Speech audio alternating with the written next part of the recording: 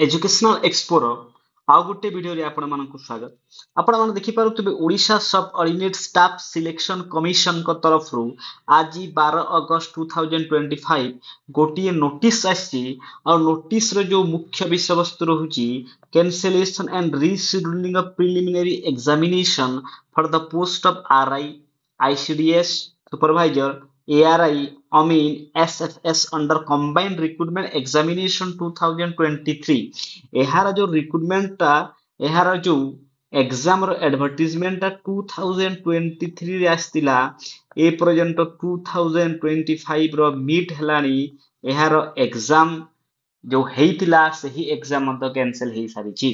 जदि हमें देखिबा एथि जो कुहाइची कि जो प्रिलिमिनरी एग्जामिनेशन हेइतिला जेमिति कि conducted from 20 September to 8 October जो एडवर्टाइजमेंट रो जो प्रिलिमिनरी एग्जामिनेशन केबे हेतिला 20 सितंबर रे हेतिला 20 सितंबर 2024 रु 8 अक्टोबर 2024 रे हेतिला।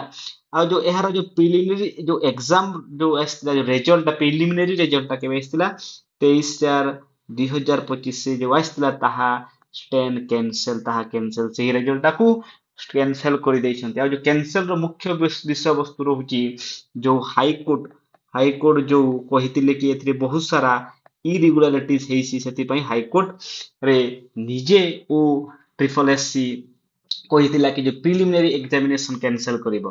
ता सहित जदि हमें देखिबा एहार जो न्यू एग्जामिनेशन जो प्रिलिमिनरी एग्जामिनेशन केबे हेबो ताहा तो कोनोसी स्पेसिफिक डेट दिया जाहि नहीं, किंतु एथि लिखाइछि कि जो एहार जो प्रिलिमिनरी एग्जामिनेशन केबे हेबो अक्टोबर व्हिच में कंटिन्यू अप टू नवेम्बर 2025 ता अर्थ एहार एग्जाम अक्टोबर रे स्टार्ट हेबो और नवेम्बर पर्यंत चलिबो जोटा कि पुणी 2026 रे जाई आपण माने रिक्रुटमेंट पाइबे 2026 लहिजिवो।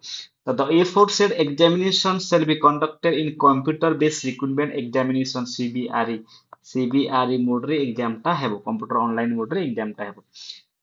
तो देखिबा ए जो 2023 रे जो नोटिफिकेशन आसीची 2026 रे मोस्ट प्रोबेबली आपण रिक्रुटमेंट पाइ पाखा पाखी 3 इयर्स समय नै गला।